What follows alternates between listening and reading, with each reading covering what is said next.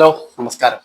അപ്പം ഇന്നത്തെ വീഡിയോ എന്ന് വെച്ച് കഴിഞ്ഞാൽ ഒരു 55 വയസ്സൊക്കെ കഴിഞ്ഞവർ തീർച്ചയായിട്ടും സ്കിപ്പ് ചെയ്യാതെ ഇത് മുഴുവനായിട്ടൊന്ന് കാണാനായിട്ട് ശ്രമിക്കുക. അത്രയ്ക്കും ഇമ്പോർട്ടൻ്റ് ആയിട്ടുള്ള ഒരു കാര്യമാണ് ഞാൻ പറയാൻ പോകുന്നത്. ഓക്കെ, അപ്പം നിങ്ങൾക്ക് എല്ലാവർക്കും അറിയാം, ഞാൻ ഈ ഫിറ്റ്നസ് അതുമായിട്ടുള്ള സംബന്ധിച്ചുള്ള കാര്യങ്ങളാണ് എൻ്റെ വീഡിയോ കൂടി കൂടുതലായിട്ട് ഷെയർ ചെയ്യുന്നത്. വ്യായാമങ്ങളുടെ വീഡിയോയും മറ്റുള്ള കാര്യങ്ങളും ഒക്കെയാണ്.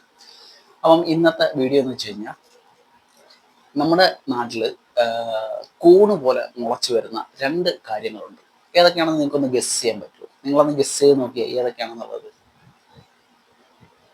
ഓക്കെ, ഞാൻ തന്നെ പറയാം. അതിനകത്ത് ഒന്നാമത്തെ ഒരു കാര്യം എന്ന് പറയുന്നത് ഹോസ്പിറ്റലുകളാണ്. ഓക്കെ, ഹോസ്പിറ്റലുകളാണ്. ഇങ്ങനെ നമ്മുടെ ഓരോ കിലോമീറ്ററുകളിൽ മൂന്നും നാലും ഹോസ്പിറ്റലുകളൊക്കെയാണ് ഇപ്പോൾ കണ്ടുവരുന്നത്. മൾട്ടി സ്പെഷ്യാലിറ്റി ഹോസ്പിറ്റലുണ്ട്, അതേ കണക്ക് ചെറിയ ചെറിയ ക്ലിനിക്കുകളുണ്ട്, മറ്റുള്ള ഹോസ്പിറ്റലുകളുണ്ട്. അപ്പോൾ ഒരുപാട് ഹോസ്പിറ്റലുകളിൽ മാസം മാസം ഹോസ്പിറ്റലുകളുടെ എണ്ണം വർദ്ധിച്ചു വരികയാണ്. രണ്ടാമത്തെ ഇങ്ങനെ മുളച്ചു വരുന്ന ഒരു കാര്യം എന്ന് വെച്ച് കഴിഞ്ഞാൽ ഫിറ്റ്നസ് സെന്ററുകളാണ്. ഓക്കെ, പണ്ട് നമ്മൾ ഈ ജിംനേഷ്യങ്ങൾ എന്നൊക്കെ പറയുന്ന, ഇപ്പോൾ ഫിറ്റ്നസ് സെന്ററുകൾ എന്നാണ് പറയുന്നത്. ഫിറ്റ്നസ് ക്ലബ്ബ്, ഫിറ്റ്നസ് സെന്ററുകൾ എന്നൊക്കെ പറയും. അപ്പോൾ ഇതും ഒരു കിലോമീറ്റർ തന്നെ ഏകദേശം ഒരു മൂന്നും നാലും എണ്ണമൊക്കെ ഇപ്പോൾ കാണുന്നുണ്ട്. അപ്പോൾ ഞാൻ പറയാൻ വന്ന കാര്യം എന്ന് വെച്ച് കഴിഞ്ഞാൽ ഇത് രണ്ടും തന്നെ ആരോഗ്യ സംരക്ഷണത്തിന് വേണ്ടിയിട്ടുള്ള കാര്യങ്ങളാണ്. ഹോസ്പിറ്റലുകളാവട്ടെ, അതേ കണക്ക് തന്നെ ഫിറ്റ്നസ് സെന്ററുകളാവട്ടെ, ഇത് രണ്ടും നമ്മുടെ ആരോഗ്യത്തെ സംരക്ഷിക്കാൻ വേണ്ടിയിട്ടുള്ള സ്ഥലങ്ങളാണ്. ഓക്കെ, നിങ്ങൾക്ക് എല്ലാവർക്കും തന്നെ ഇത് അറിയാവുന്ന കാര്യങ്ങളാണ്. അപ്പോൾ ഇനി ഞാൻ പറയാൻ പോകുന്ന കാര്യങ്ങൾ നിങ്ങൾ നല്ല രീതിയിൽ ഒന്ന് കേൾക്കുക. ഓക്കെ, കേട്ടതിന് ശേഷം നിങ്ങൾ ഒരു ഡിസിഷൻ എടുക്കുക. നിങ്ങളുടെ ഒരു അനിയൻ വന്ന് നിങ്ങളോട് പറയുന്നതായിട്ട് അല്ലെങ്കിൽ നിങ്ങൾക്ക് തരുന്ന ഒരു അഡ്വൈസ് ആയിട്ട് നിങ്ങൾ കണ്ടാൽ മതി. ഓക്കെ, അപ്പം നമുക്ക് കാര്യത്തിലോട്ട് കിടക്കാം. അപ്പം നമ്മുടെ നാട്ടിലെ ഈ ഫിറ്റ്നസ് സെന്ററുകളിൽ നമുക്ക് ഒരു മാസം പോയി വ്യായാമം ചെയ്യുന്നതിന് നമുക്ക് ഏകദേശം ഒരു 500 തൊട്ട് മുകളിലോട്ടാണ് ഫിറ്റ്നസ് സെന്ററുകൾ ഈടാക്കുന്നത്. ഓക്കെ, 500 മേടിക്കുന്നവരുണ്ട്, 700 മേടിക്കുന്നവരുണ്ട്, 1000 മേടിക്കുന്നവരുണ്ട്, അത് കണക്ക് 1500 മേടിക്കുന്നവരുണ്ട്. അത് ഓരോരോ ഇതിന്റെ സൗകര്യം കണക്കും ഒക്കെയാണ് അവർ അത് മേടിക്കുന്നത്. അത് നിങ്ങൾക്ക് എല്ലാവർക്കും തന്നെ അറിയാവുന്ന ഒരു കാര്യമാണ്. പല പല റേറ്റുകളാണ് ഫിറ്റ്നസ് സെന്ററുകളിലുള്ളത്. ചിലവർ വർഷം പാക്കേജ് അല്ലെങ്കിൽ 6 മാസത്തേക്ക് ഒരു പാക്കേജ്, ഈ രീതിയിലൊക്കെ ചെയ്യുന്നുണ്ട്. ഇനി അപ്പം രണ്ടാമത്തെ കാര്യത്തിലോട്ട് വരാം, ഹോസ്പിറ്റലുകൾ. ഈ ഹോസ്പിറ്റലുകളിൽ നമ്മുടെ കയ്യിൽ നിന്ന് ഈടാക്കുന്ന ഒരു ചാർജ് നമുക്ക് എല്ലാവർക്കും തന്നെ അറിയാം. പ്രത്യേകിച്ചും ഈ പ്രൈവറ്റ് ഹോസ്പിറ്റലുകളിലൊക്കെ നമ്മൾ പോയി കഴിഞ്ഞാൽ കുറഞ്ഞത് നമ്മളിപ്പോൾ ഒരു 55 വയസ്സൊക്കെ കഴിഞ്ഞവരാണെന്നുണ്ടെങ്കിൽ മിക്കവാറും ആൾക്കാർക്കെല്ലാം തന്നെ ജീവിതശൈലി രോഗങ്ങളൊക്കെ നല്ല രീതിയിലുണ്ടാവും. ഓക്കെ, പ്രഷർ ഉണ്ടാവും, കൊളസ്ട്രോൾ ഉണ്ടാവും, ഷുഗർ ഉണ്ടാവും, അതിനൊക്കെ പല പല അസുഖങ്ങളുണ്ടാവും. അപ്പോൾ നമ്മൾ ഇതിനെല്ലാം കൂടെ ഒരു മാസം നമുക്ക് മരുന്ന് മേടിക്കാൻ നമുക്ക് ഏകദേശം ഒരു 10,000-ന് മുകളിലോട്ടൊക്കെ തുകയാവുന്നുണ്ട് മിക്കവാറും. ഈ ഗുളികളെല്ലാം കൂടെ ഒരു മാസത്തേക്കുള്ള മരുന്നുകളായിരിക്കും നമുക്ക് തരുന്നത്. എല്ലാം കൂടെ ഒരു 10,000 രൂപ.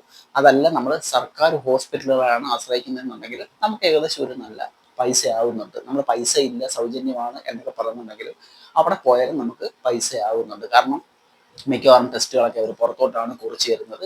നമ്മൾ പുറത്തെ ലാബുകളിൽ പോയിട്ടാണ് മിക്കവാറും ടെസ്റ്റുകളൊക്കെ ചെയ്യുന്നത്. എല്ലാ കാര്യങ്ങളും പുറത്ത് തന്നെയാണ് ചെയ്യുന്നത്. അപ്പം അതിനും നമുക്ക് അത്യാവശ്യം ഒരു പൈസ ചിലവാകുന്നുണ്ട്. പിന്നെ നമുക്ക് എല്ലാവർക്കും അറിയാം, നമ്മുടെ സർക്കാർ ഹോസ്പിറ്റലുകളിൽ പോയി കഴിഞ്ഞാൽ നമ്മൾ രാവിലെ പോയി കഴിഞ്ഞാൽ ഒരു ദിവസം പോക്കാണ്, നമ്മൾ വൈകുന്നേരം വരെ അവിടെ നിൽക്കേണ്ടി വരും. കാരണം അത്രയ്ക്കും തിരക്കാണ്. ഇപ്പോൾ എൻ്റെ അടുത്തുള്ള നമ്മുടെ അടുത്തുള്ള താലൂക്ക് ഹോസ്പിറ്റലിൽ പോയി കഴിഞ്ഞാലും നമ്മൾ അവിടെ നിൽക്കുന്ന ആൾക്കാരെ കണ്ടെത്തുന്നത് നമ്മൾ ഭയം പോകും. അത്രത്തോളം ആൾക്കാരാണ്. ഓക്കെ, അത് പല പല രോഗങ്ങളായിട്ട് വരുന്നത്, പല പ്രായത്തിലുള്ളവർ. നിങ്ങളൊരു 55 വയസ്സൊക്കെ കഴിഞ്ഞവരാണെന്നുണ്ടെങ്കിൽ തീർച്ചയായിട്ടും നിങ്ങൾ ആദ്യം ചെയ്യേണ്ട ഒരു കാര്യം എന്ന് വെച്ച് കഴിഞ്ഞാൽ നിങ്ങൾ നിങ്ങളുടെ അടുത്തുള്ള ഫിറ്റ്നസ് സെന്ററുകളിൽ പോയിട്ട് ജോയിൻ ചെയ്യണം.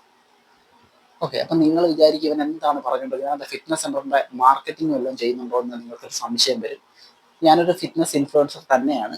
അപ്പോൾ ഞാൻ പറഞ്ഞ കാര്യം ഞാൻ പറഞ്ഞല്ലോ, നിങ്ങൾ വ്യക്തമായിട്ട് കേൾക്കുക. നിങ്ങൾ ഒരു 50 വയസ്സിന് ശേഷം അല്ലെങ്കിൽ ഒരു 55 വയസ്സിന് ശേഷം നിങ്ങൾ ഒരു ഫിറ്റ്നസ് സെന്ററിൽ പോയി ജോയിൻ ചെയ്യുക. അപ്പം നിങ്ങൾ ഇത് ജോയിൻ ചെയ്യാൻ പോകുന്ന സമയത്ത് നിങ്ങളുടെ പരിസരവാസികൾ, നിങ്ങളുടെ കൂട്ടുകാരൊക്കെ നിങ്ങൾ കളിയാക്കും. കാരണം വെച്ച് കഴിഞ്ഞാൽ അയ്യോ 55 വയസ്സായപ്പോൾ നീ എവിടെയായി ഇങ്ങനെ പോകുന്നത് എന്ന് ചോദിച്ച് നിങ്ങളെ കളിയാക്കാനായിട്ട് ഒരുപാട് പേര് കാണും. നിങ്ങൾ മൈൻഡ് ചെയ്യണ്ട, നിങ്ങൾ പോയി ജോയിൻ ചെയ്യുക. ഓക്കെ, ഇതുകൊണ്ടുള്ള ബെനിഫിറ്റുകൾ ഞാൻ നിങ്ങൾക്ക് പറഞ്ഞുതരാം. നിങ്ങൾ ഇങ്ങനെ പോയി ജോയിൻ ചെയ്ത് കഴിഞ്ഞാൽ നിങ്ങൾക്ക് ഞാൻ പറഞ്ഞ പോലെ തന്നെ ചിലപ്പോൾ 1000 രൂപയായിരിക്കും ഫീസ്. പക്ഷേ ഈ 1000 രൂപ നിങ്ങൾ ഒരു മാസം ഈ ഫിറ്റ്നസ് സെന്ററിൽ നിങ്ങൾ കൊണ്ട് കൊടുത്തു കഴിഞ്ഞാൽ നിങ്ങൾക്ക് ഈ മാസം ഈ 30,000, 40,000, 20,000 ഹോസ്പിറ്റലിൽ കൊടുക്കുന്നത് കുറയ്ക്കാനായിട്ട് പറ്റും. നിങ്ങൾക്ക് അതിൻ്റെ ഒരു നിശ്ചിത പൈസ തന്നെ നിങ്ങൾക്ക് എടുത്തിട്ട് നിങ്ങളുടെ സേവിങ്സിനായിട്ട് നിങ്ങൾക്ക് ഉപയോഗിക്കാൻ പറ്റും. ഇത് ഞാൻ വെറുതെ പറയുന്നതല്ല.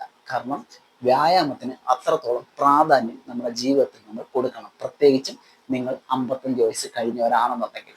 അപ്പം നിങ്ങൾക്ക് മരുന്ന് കഴിച്ച് ജീവിതം തെള്ളി നീക്കണോ, അതോ നിങ്ങൾക്ക് ആരോഗ്യത്തോടെ മരുന്നൊന്നും കഴിക്കാതെ ജീവിതത്തെ സന്തോഷകരമായിട്ട് മുമ്പോട്ട് കൊണ്ടുപോകണം എന്നുള്ളൊരു തീരുമാനം നിങ്ങളാണ് എടുക്കേണ്ടത്.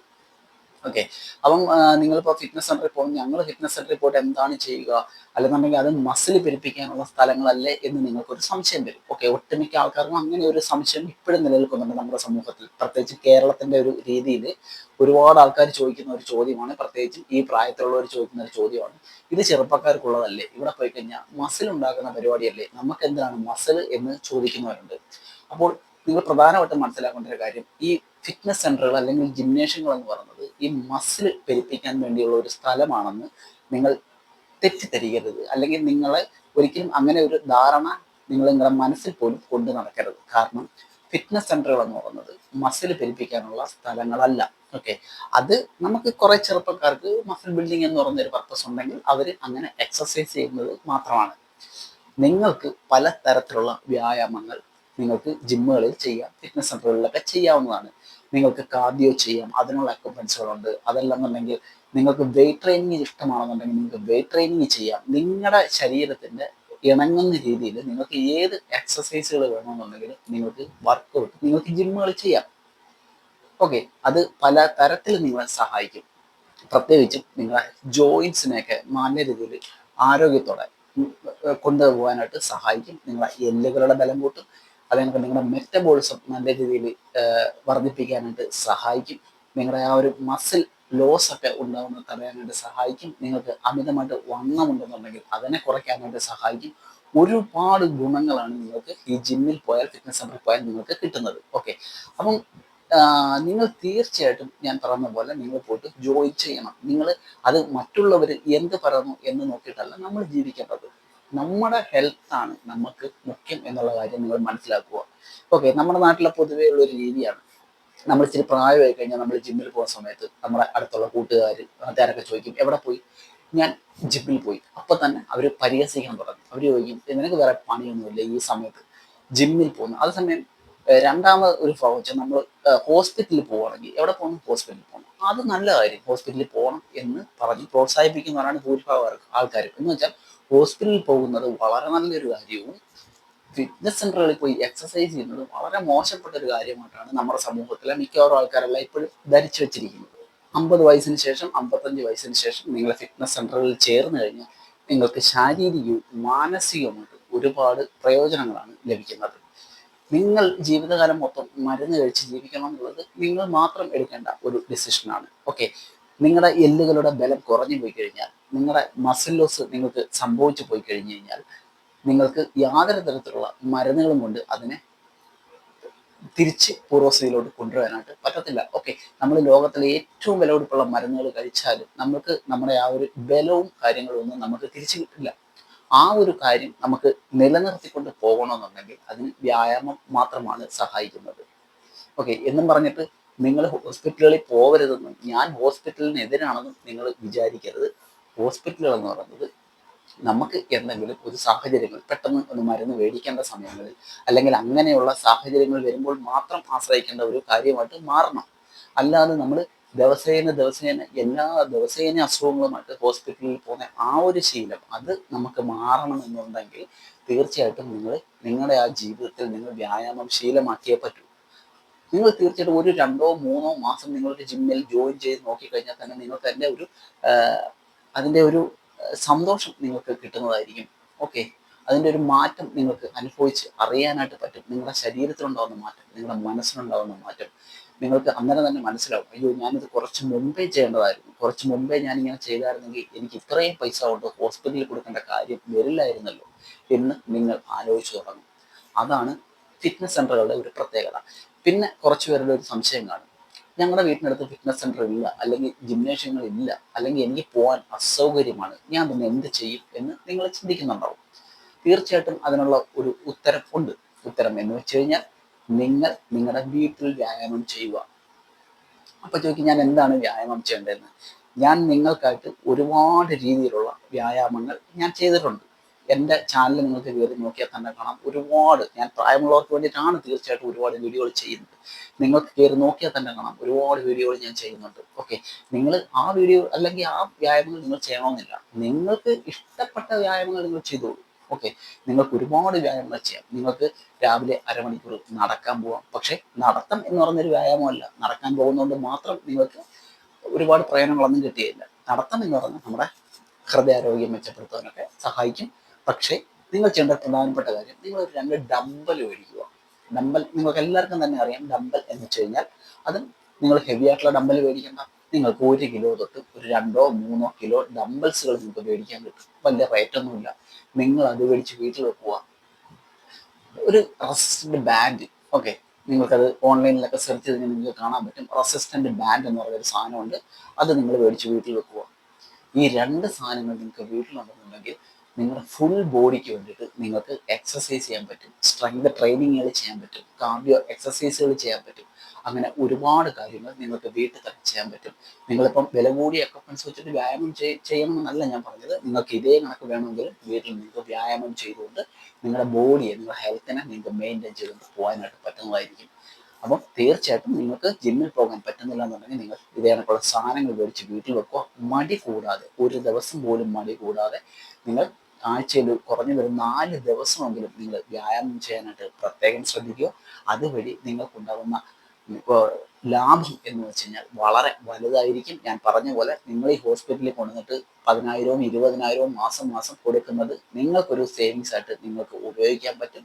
നിങ്ങൾക്ക് അതുകൊണ്ട് മാനസികമായിട്ട് ഒരുപാട് ഗുണങ്ങളുണ്ട്. കാരണം വെച്ചാൽ നമ്മൾ ഫിറ്റ്നസ് സെന്ററിൽ പോയി വർക്കൗട്ട് ചെയ്ത് കഴിഞ്ഞാൽ നിങ്ങളുടെ പ്രായത്തിലുള്ള അല്ലെന്നുണ്ടെങ്കിൽ അതേ കണക്കുള്ള ഒരുപാട് പേർക്കുമായിട്ട് നമുക്ക് സന്തോഷകരമായിട്ട് ഒരു കമ്പനിയൊക്കെ കൂടി നമുക്ക് വ്യായാമം ചെയ്യാനായിട്ട് പറ്റും. അതേപോലെ തന്നെ അതൊക്കെ നമുക്ക് വളരെയേറെ സന്തോഷം തരുന്ന കാര്യങ്ങളല്ലേ. നമ്മുടെ പ്രായത്തിലുള്ള ആൾക്കാരോട് നമ്മൾ ഒരുമിച്ച് വ്യായാമം ചെയ്യുന്നു. അങ്ങനെയൊക്കെ ചെയ്യുമ്പോൾ തന്നെ നമുക്ക് ഒരുപാട് സന്തോഷം കിട്ടും. നമ്മുടെ ഡോപ്പമിനൊക്കെ നല്ല രീതിയിൽ നമുക്ക് ഉൽപ്പാദിപ്പിക്കും. ഓക്കെ, അപ്പോൾ അങ്ങനെയൊക്കെയുള്ള ഒരുപാട് കാര്യങ്ങൾ നമുക്ക് അതുകൊണ്ട് കിട്ടും. അപ്പോൾ തീർച്ചയായിട്ടും നിങ്ങളൊന്ന് ആലോചിച്ച് നോക്കുക. കൂണ് പോലെ വളർന്നു വരുന്ന ഈ 2 സാധനങ്ങളിൽ ഏതാണ് ഏറ്റവും നിങ്ങളുടെ ആരോഗ്യത്തിന് ബെറ്റർ എന്നുള്ളത്. അപ്പം തീർച്ചയായിട്ടും ഇത് കണ്ടതിന് ശേഷം ഒരുപാട് ചിലപ്പം ഹോസ്പിറ്റലിനെയൊക്കെ കുറേ ആൾക്കാരൊക്കെ ഹോസ്പിറ്റലിനെയൊക്കെ സപ്പോർട്ട് ചെയ്യുന്ന കുറേ ആൾക്കാരൊക്കെ എന്നെ ചീത്ത പറയും. പക്ഷേ പ്രശ്നമില്ല, ഞാൻ യാഥാർത്ഥ്യങ്ങളാണ് പറഞ്ഞത്. ഈ സമൂഹത്തിൽ നടന്നുകൊണ്ടിരിക്കുന്ന കാര്യങ്ങളാണ് പറഞ്ഞത്. നിങ്ങൾ ഹോസ്പിറ്റലുകളുടെ പുറകെ ഇങ്ങനെ ദിനം പ്രതി ഓടാതെ നിങ്ങൾ വ്യായാമം ചെയ്താൽ തന്നെ നിങ്ങളുടെ 60% പ്രശ്നങ്ങളെ നിങ്ങൾക്ക് മാറ്റാൻ പറ്റും. നിങ്ങൾ നിരന്തരമായിട്ട് എക്സസൈസ് ചെയ്യുക. അസുഖങ്ങൾ എന്തെങ്കിലും പിടിവിട്ട് കഴിഞ്ഞാൽ നിങ്ങൾ തീർച്ചയായിട്ടും പോയി മരുന്ന് മേടിക്കുക. ഒരിക്കലും നമ്മൾ ഡോക്ടർമാരെ കാണുന്നത് നിർത്തുകയോ അല്ലെങ്കിൽ അങ്ങനെയുള്ള കാര്യങ്ങളോ ഒന്നും ചെയ്യേണ്ട. നമുക്ക് തീരെ പ്രശ്നങ്ങളാണെന്നുണ്ടെങ്കിൽ നമുക്ക് ഹോസ്പിറ്റലുകളിൽ പോകാം, നമുക്ക് മരുന്ന് കഴിക്കാം, അങ്ങനെ എന്ത് വേണമെങ്കിലും നിങ്ങൾക്ക് ചെയ്യാം. അപ്പം കൂടുതലായിട്ട് നിങ്ങൾ വ്യായാമം ചെയ്തു കഴിഞ്ഞാൽ നിങ്ങൾക്ക് ഹോസ്പിറ്റലുകളിൽ പോകുന്നത് നിങ്ങൾക്ക് ഒഴിവാക്കാനായിട്ട് പറ്റും. അതാണ് ഞാൻ ഉദ്ദേശിക്കുന്നത്. അപ്പം തീർച്ചയായിട്ടും ഇത് നിങ്ങൾക്ക് ഗുണകരമാവുമെന്ന് ഞാൻ വിശ്വസിക്കുന്നു. നിങ്ങളുടെ ഒരു അനുജൻ പറയുന്ന പോലെ നിങ്ങൾ കേൾക്കുക. അപ്പോൾ നിങ്ങൾ എല്ലാവരും തന്നെ ഓരോ ഫിറ്റ്നസ് സെന്ററുകളിൽ പോയി ജോയിൻ ചെയ്യുക. നിങ്ങളുടെ 1000 രൂപയോ 800 രൂപയോ നിങ്ങൾ പോകുന്നതല്ല നിങ്ങൾ നോക്കേണ്ടത്. നിങ്ങൾക്ക് അതുവഴി മാസം കിട്ടുന്ന ഓരോ മാസങ്ങളിലും നിങ്ങൾക്ക് കിട്ടുന്ന ശാരീരികവും മാനസികവുമായിട്ടുള്ള നിങ്ങൾക്ക് ധനപരമായിട്ട് സാമ്പത്തികമായിട്ടുള്ള ബെനിഫിറ്റുകളെ കുറിച്ചാണ് നിങ്ങൾ ചിന്തിക്കേണ്ടത്. അപ്പോൾ തീർച്ചയായിട്ടും വീഡിയോ ഇഷ്ടമായെങ്കിൽ ലൈക്ക് ചെയ്യാൻ മറന്നു പോകരുത്. അടുത്ത വീഡിയോ കാണുന്നവരെ ബൈ.